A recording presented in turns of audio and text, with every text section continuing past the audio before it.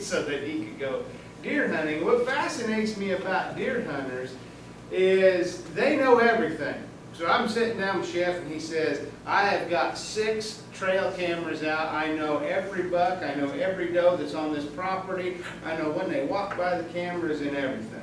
Okay? So I imagine you guys that are deer hunters, you know that as well. You've tracked everything out. And then one of the things that fascinates me the most is you shoot the deer and then you think your job's done. And all I got to do is take it to the meat process. All right, there's some things we need to be cognizant of before we start this whole sausage making thing. For example, this right here. You are producing food, believe it or not. You plan on eating this. You may have your success posted on the wall, like we're going to talk about later on, but you are producing food. So here's a thing I found out in the happened in Connecticut about 10, 12 years ago. Hunter gut shot a deer. Okay. Challenge number 1, we got a gut shot. Traveled several hours, field dress, and hung for 2 days before fabrication. Daytime temperatures reached above 60 degrees Fahrenheit. Loins removed, not cooked properly. Adolescent boy ate a large quantity. Dad ate some as well. Boy was hospitalized for E. coli. Boy got sick, or dad got sick as well. We're dealing with E. coli. This guy is nasty. He's become a household name. Now, it used to be, when you said E. coli, for those of us in the food industry, that was an indication of fecal or digesta contamination. Okay? In this case, we gut shot that deer. So we have some contamination because E. coli lives inside there. But evolution happens, and we had this 0157H7 is the actual E. coli that makes you sick. And he is so deadly, his toxin will actually shut your kidneys down. That's how nasty this guy is. This is why we spend millions, if not billions of dollars in the food industry, especially in the meats industry, testing for this guy because he is extremely deadly. And you see right there, as few as 10 cells. We can't even see this with the naked eye. As few as 10 cells can cause damage. Now, most of us in this room, we'll get a healthy dose of it, and we're really going to hate life for a few days. All right? But the young and the old and immunocompromised, this is when we get into this whole kidney failure thing. This is when we get into death. This is when we get into lifelong kidney dialysis. And this guy, he lives in the rumen and because these are ruminants, so they're just like cattle. So he's going to live inside the rumen and the digestive tract of this deer, whether it's deer, it's elk, it's moose, beef animals, sheep, goats. It's all going to live inside there. So we got to be cognizant of this kind of stuff. And see, I'm from Illinois, all right? It's an interesting story. I didn't realize, I moved here it'll be 8 years in January. I've lived in Kentucky. I did not realize I had an accent until I went to Pike County. And they stopped me and said, you sound funny. You sound like a newscaster. So you can tell I'm not originally from around here, originally from Illinois. Now, a lot of deer in Illinois. My grandfather used to say we always donate the first 15 rows of the corn and the beans to wildlife. All right? So we have corn-fed deer. It's not uncommon to see a 250-plus pound buck because of the way they eat. But I know what happens in Illinois, and I'm assuming it happens here in the Commonwealth as well, is when you shoot one of these things, you want everybody to know, right? So you hang him out in the front yard. This is why deer hunters fascinate me. You know everything about that deer. Once you shoot him, you got to show him off. And, so we got to put him out here in the front yard. And just like what happened with our example from Connecticut, it gets warm in the day. All right, let's say we have some fecal or some digestive contamination on that carcass. It gets warm throughout the day. That bacteria starts to grow. Or, squirrel comes along here and he defecates on there. The squirrel's going to carry that as well. Or the neighborhood dogs are starting to chew on the legs and so on. So we get leaves and sticks inside there. You would have a fit if I did that to your beef or pork carcass. You're all looking at me like, oh, please stop talking right now, right? Exactly. So I see this all the time, all the time. So we've got to be careful of it, especially on a day like today. If you went out today, what did the temperature get up to today? Anybody notice that? 90. It was 90. And you shot that creature, and you decide to let the neighbors know you shot one? Okay, let's not do that. All right, let's not do that. So, just like the beef and the pork that you consume, the chicken that you consume, deer meat is just as susceptible to the same pathogens. We worry about them as well. E. coli, salmonella. Has anybody ever heard of Campylobacter before?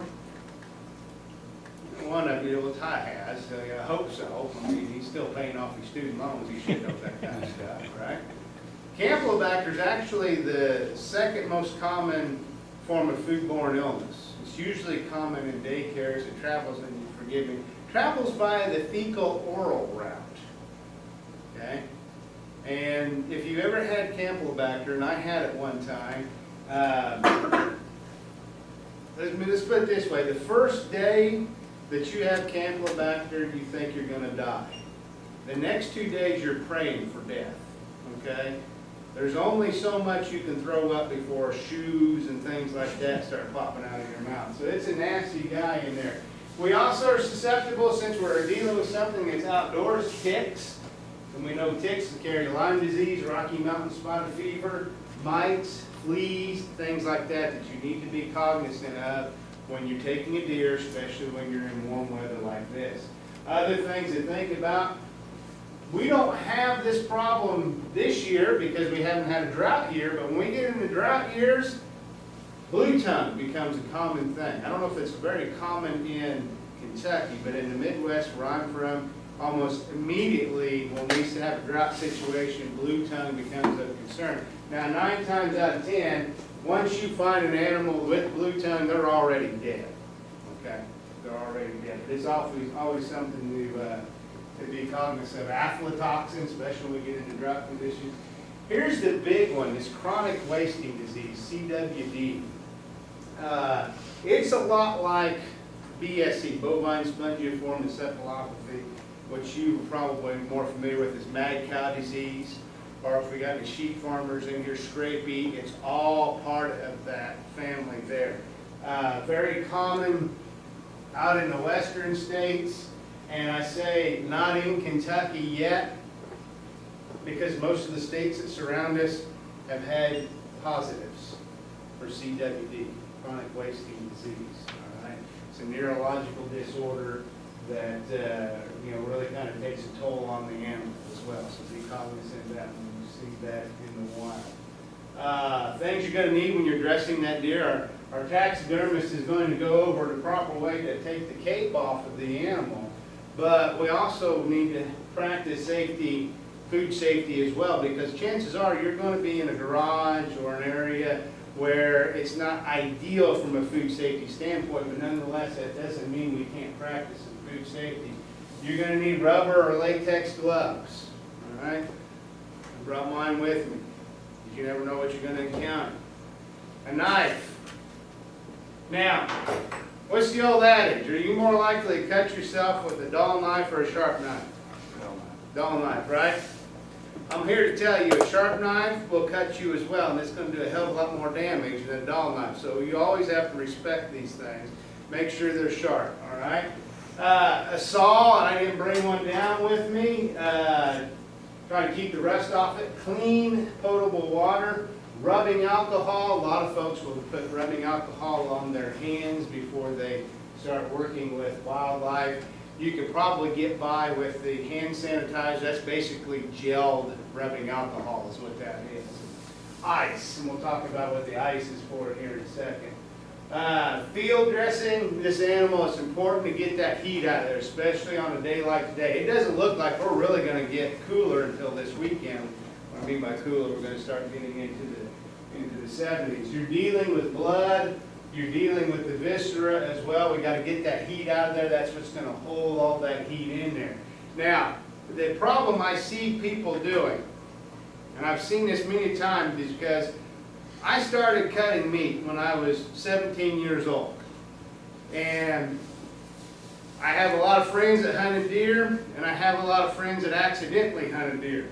And what I mean by accidentally hunted deer, in Illinois we refer to this accidental hunting of deer as you have taken a free-range, organically fed, automotively processed deer. Okay? So 2 o'clock in the morning, I'm getting a call from a friend saying, I hit a deer, the game warden says it's ours, can you come help me?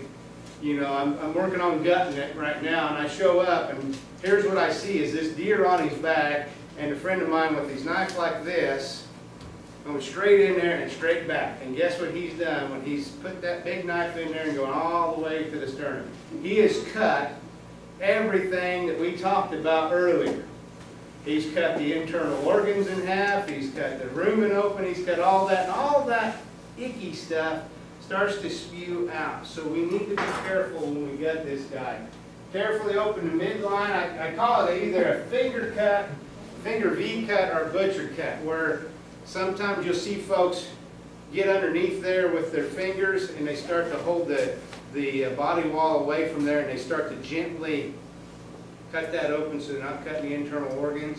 Or if you're one of those individuals that likes to work with the animal while it's hanging, what we call the butcher cut is I got this carcass hanging here. So we got this carcass here. I'm going to make a slight cut into the abdomen, and then I'm going to reach in there with the heel of my knife like this.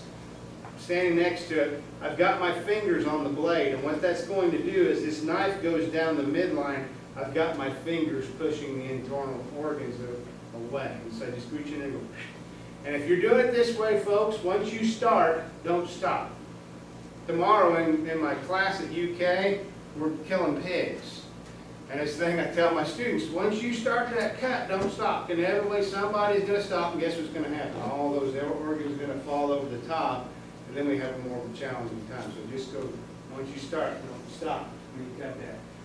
Bung the carcass, we're going to remove the rectum, cut around the sphincter muscle there, tie that off, because as you pull that through, you're going to get some fecal material, some manure that's going to fall out of there. So if you tie it off, we keep that out of there.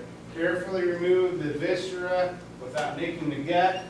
Remove the gunshot as well, especially if you hit a rib or something along those lines, you're going to get some bone that shatters inside there. And then once you're done, that's why I said we need the ice, especially on a day like today, fill that body cavity full of ice. I've actually had a professor when I was at the University of Illinois. He was from Montana, so he pretty much shot about anything on 4 legs. And he said what they would do, they would shoot moose, and that's a wild thing, is they'd shoot moose while somebody would go get something big enough to haul that 1,000-pound carcass out. They'd fill it full of snow and ice that they could find, and then they would tie the body cavity together to keep things cold. It's the same thing you can do with deer as well. And just kind of an illustration what I was talking about is opening that body cavity, removing the internal organs and things like that. These are fairly easy to find online, these kind of illustrations, and I'm sure I'm not telling you anything you haven't heard before as well. Here's something that we can talk about that's probably something you haven't thought a whole lot about. And just because you shot that carcass of that animal and he's clinically dead, that doesn't mean there's enzymatic processes that are done. They're still working inside there. In the meats industry, we refer to this as aging, especially with beef carcasses. The longer we age those carcasses, the longer we give the enzymes in there an opportunity to start to tear down the connective tissue and some of the proteins, making them more tender. All right? Now, in the meats industry, I can dictate when I'm going to take a beef animal and make him into a consumable human product. Usually that's around 18 months old, 16, 18 months old. Pigs, we're going to do that about 5 or 6 months of age. And so they're younger animals, so the tenderness issues are not as prevalent as we do the older animals. Most of you are going to want one with the big antlers, right? They're usually got some age on them, don't they? Older animals tend to be tougher than younger animals. So if it's cold enough outside, like I said, we got to be below 40, we can age that guy and hopefully activate some of those enzymes that are going to start to break that carcass down. Now, deer is notorious for not having a whole lot of fat on it, right? So if you're going to age it, it's best to leave the hide on there. Otherwise, 5 to 7 days in that temperature with no fat on there, you're just creating a huge piece of jerky, what you're going to do, okay? So it's best to leave the hide on there, and so you don't get the carcass dehydration and shrinkage. If you're taking your hide off at home, it's very common, if you're not careful, to get hair on the hide, or hair on the carcass from the hide. Does anybody know what's unique about the hair of deer? It's hollow. It's hollow, yeah. And it sticks like glue to the surface of that carcass. And I've heard of a lot of folks taking a blowtorch and gently going over there and burning that hair off. It's very difficult to rinse off. A lot of folks do that. Make sure you kind of keep in mind that we are producing food, okay? So try to keep things clean, try to keep the area around you clean as well. Like we talked about, you're going to need a lot of things when you start to take this animal down, all right? Now, the one thing that David and Ty invited me out to do, wrong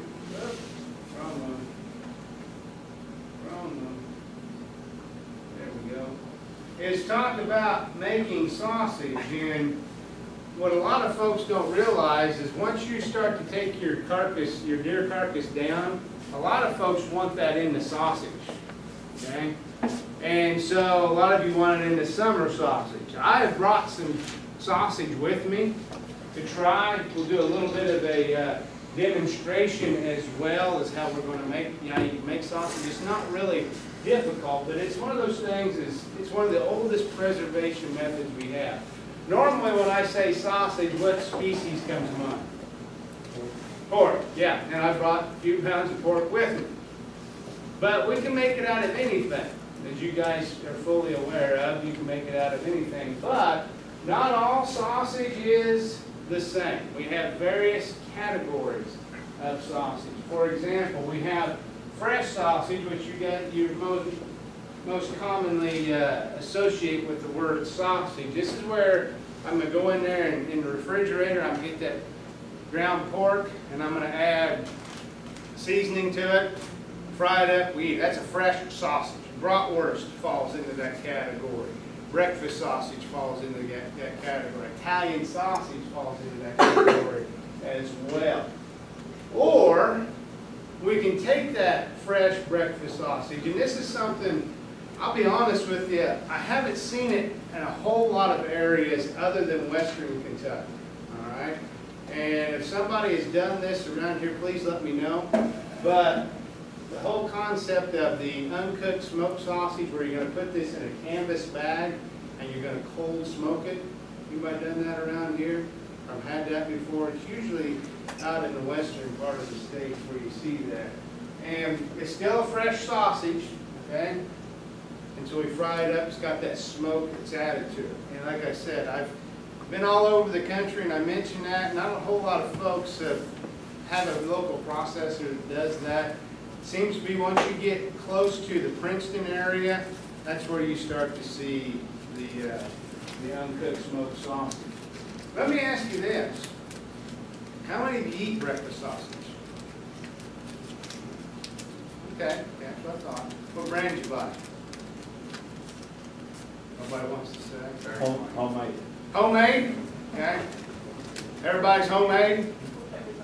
Whatever is on sale. Whatever. But when I say breakfast sausage, what company comes to mind? Oscar Mayer, Bob Evans, what's that? Al Parnell, it's good. Yeah, or Al Parnell, oh yeah, I was hoping somebody would say that. You ever looked at like a Purnell sausage, or if you looked at Bob Evans, or even what's on sale, you ever notice where it says made from hams, loins, and tenderloins? You ever seen that on that package? Anybody believe that? Everybody's shaking their head. Some of you are like, will you hurry up and just bring the sausage down and slice it? That's the only reason why I showed it here tonight. Right? Because some of you I've seen before because I did this for Ty at the Breathitt County Extension Office. He hasn't come to one of these since then, has he? But at any rate, when you see that it says hams, loins, and tenderloins, and sausage are made with that, it doesn't take the average person long to figure out, okay, I paid $3.50 for this pound of sausage, and it says this on here, and I go down the aisle a little bit there, and I see a little bit more money for loins and tenderloins and things like that. So how can that be? Well, it's true. That stuff is made from hams, loins, and tenderloins. There's no doubt about it. Bear in mind, they're using a different type of pig, all right? They're making what we call, and Purnell's is one of those, Bob Evans, I believe there's a George Jones sausage out there, Tennessee Pride. All of those are making what we call this whole hog sausage, or sometimes you may hear it referred to as pre-rigor sausage, all right? Rigor is a Latin word for the stiffness of death. The rigor mortis, you know, in police cop shows you see when they find a dead body, they call him a stiff because he's gone into rigor. Well, what happens, and I tell you what, folks, this to me, and maybe this is why I'm the meat geek in the group here, but this fascinates me. When they do this pre-rigor whole hog sausage, so if we go to Simpsonville and we let old Al, he gets this, or his boy Fred, they let us into the plant, and you see what's going on. They're using sows, old spent sows. Okay? That's why the meat that you see there is a little bit darker than what you probably do if you're homemade sausage, because it's an older animal, obviously. So you got this old spent sow. She's standing there. She's going to, as we politely say, start this conversion of muscle to meat.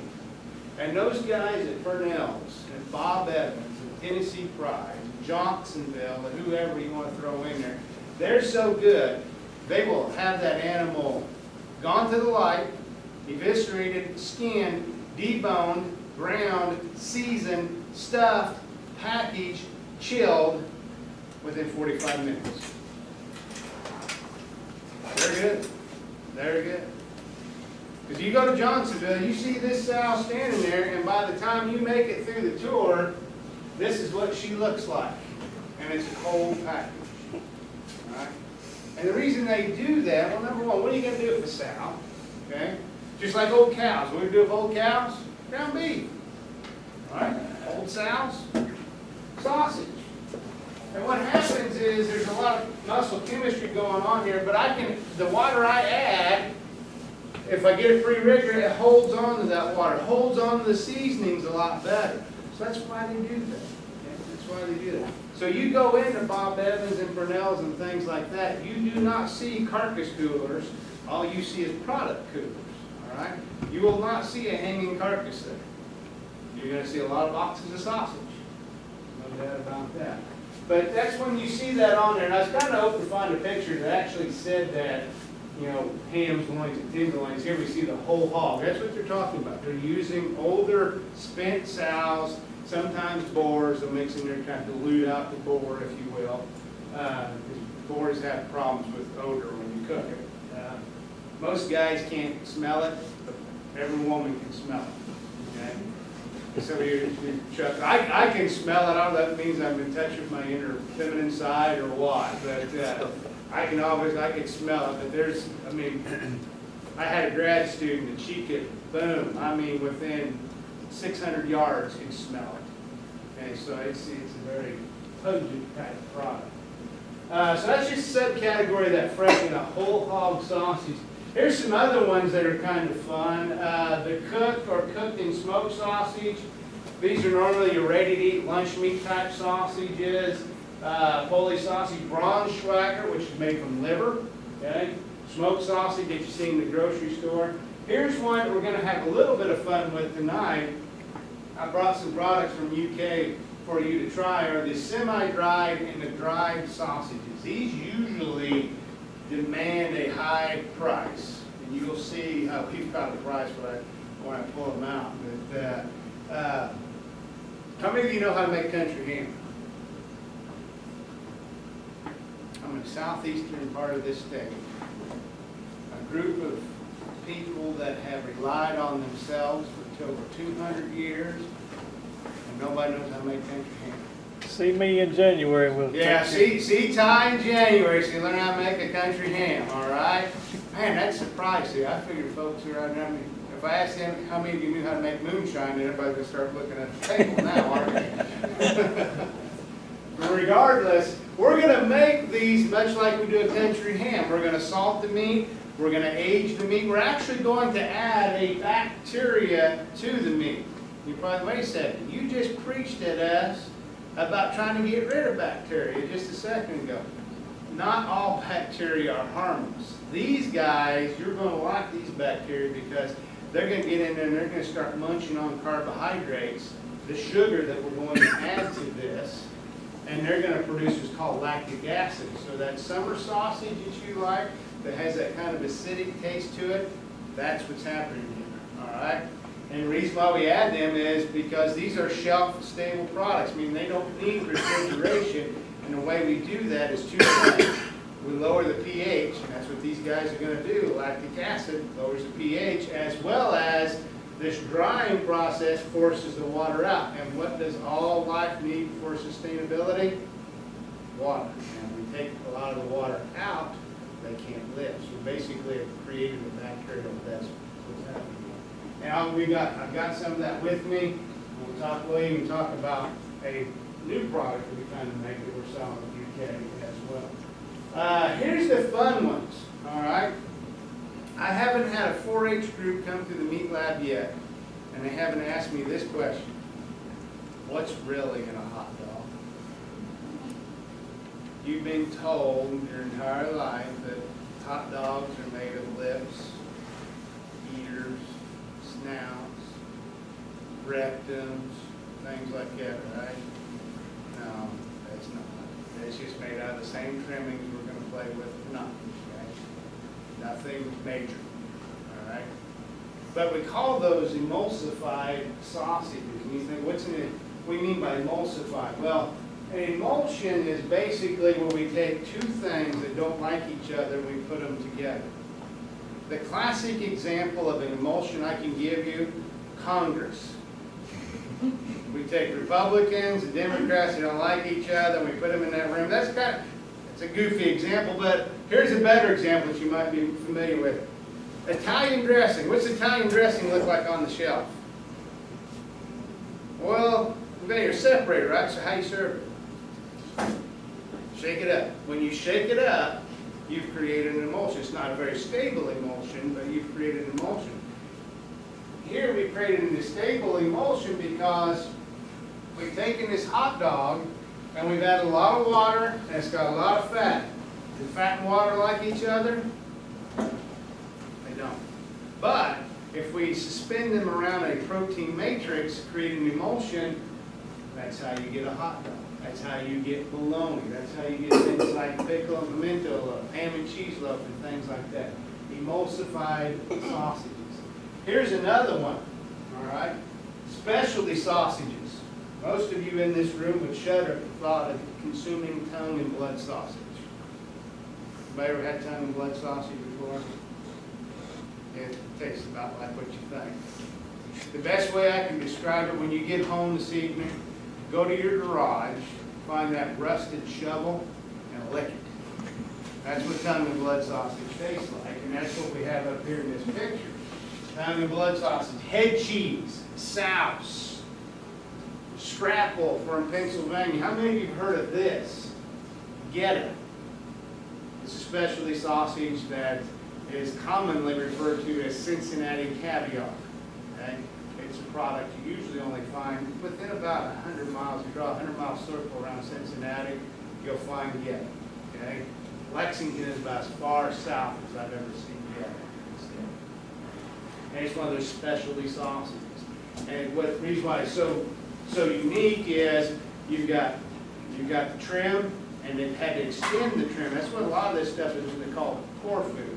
To extend the meat, they would actually add something to it. In the case of Geta, they add steel-cut oats to it, so they can make 2 pounds of meat into 3 pounds of meat by adding this product is. So again, it's not too bad. My daughter likes it, my wife likes it, but I've never told either one of them what's actually in it, so to speak. So those are the types of sausages, just for your FYI.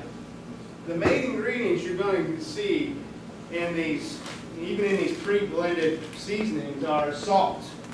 Okay? Salt does two things for sausage. It makes it sticky, number one, so it holds together.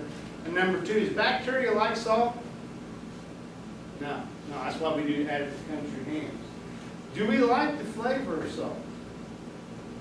Absolutely. We love the flavor of salt. Salt's a good flavor enhancer. Okay? So it brings the flavors up, so to speak. However, we don't like extremely salty stuff, correct? And so we're adding so much salt to help get the functionality out of it to make those proteins sticky. We're adding so much salt to bring the other background flavors up that we're going to start to add something to counteract it. That's where we're going to add sweeteners. Okay? And the reason why I said sweeteners and not sugar is we can use a variety of stuff. You can use sugar. You can use brown sugar. You can use dextrose. I've never heard of anybody using Splenda, but I assume it could work. Okay? But we can have fun with it. We can add things like corn syrup, maple syrup, things like that to really add an extra avenue of flavor in there to these ingredients. So you'll see salt. Hopefully when you look at sausage, you're going to see the main ingredient as meat. And chances are you're going to see salt up there, and then you're going to see some sort of sweetener, whether that's sugar, corn syrup, salts, maple syrup, dextrose, whatever. All right. Other ingredients. You guys heard of nitrites? Yeah. Have you heard bad things about nitrites? Probably so. Internet's a wonderful tool, isn't it? I think Ronald Reagan said it best in 1969 when he said, "It's not what the population knows that's troubling. It's what the population knows that's incorrect." Okay? And there's some things being said on the internet about nitrites. For example, it is true. Nitrites cause cancer. All right? There was a study done in the 70s that says nitrites cause cancer. So why do we still add them into cured meat products? Well, the reason why we add them into cured meat products is because in order for nitrite to cause cancer, you have to eat 40 pounds of bacon a day for the next 40 years. That's when you're going to get cancer. If you're eating 40 pounds of bacon a day, I'm going to tell you what, you're going to die of something before cancer hits you. All right? So we add it for this reason right here. Main reason. It kills Clostridium botulinum. Let me try that again. What's Clostridium botulinum cause? You ever hear something called botulism? Exactly. Is botulism a good thing to get a hold of? Man. By the time they figure out you've got botulism, you're going to die. Why? Because when you show up to the emergency room and you say there's something wrong, you resemble being drunk. And what are they going to say in the emergency room? Go home and sleep it off. And by the time they figure out you've got botulism, it's starting to shut down your nervous system. That's how nasty this toxin is that this guy produces. And the way we cure and smoke meats, we're smoking them at such a low temperature that it's right in the wheelhouse for botulism growth. And so we add nitrites, because nitrites are the best preservative we have out there, and it kills Clostridium botulinum. And since we've started using nitrites, we don't have a botulism illness that can be traced back to cured meats. Now, it does something else that we really like. It produces that nice pink color you see down here, and it produces that nice cured meat flavor that we like. So we use it as mainly to kill Clostridium botulinum so we can prevent botulism, but it's also added for the color, it's also added for the flavor. But use too much of it, and it'll kill you. You'll go into cardiac arrest. And this is why you see nitrites in a pink color, because otherwise it looks like salt. and you'll see it under the trade names of either Prey Powder or Instacure, okay? And when they tell you to use only this amount for this many pounds, don't use the whole Roundup thing where it says, use this amount of Roundup for this many acres, and you're saying, well, it works good for that many acres at this amount. I bet if I double it, it works even better. It's not the case on this, all right? You gotta be careful with it, all right? So nitrites, that's why we add that. Here's the cool thing I've learned from the chefs in my life. Because in UK, we are the only school in the country that has a collaborative working relationship with their dining services. All right, so the UK dining service, they try to incorporate as much local food into UK as possible. Last year, they bought over $1.3 million of local foods going back into UK for the students. And Louisville stands up and says, we work with over 70 local people. We got you beat.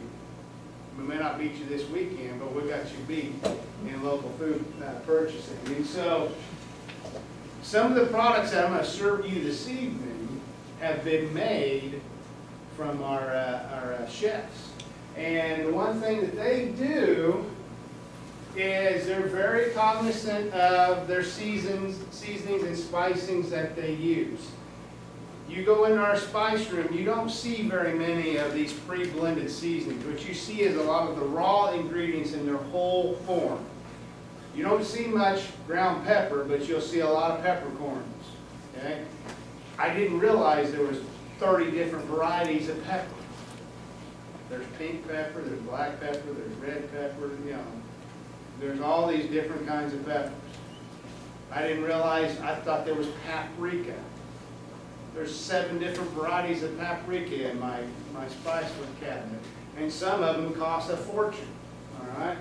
And so what they do, because they deal with the whole ingredient, the whole spice, what they like to do, and this is kind of a cool thing to do, they toast it. It's either called toasting or blooming.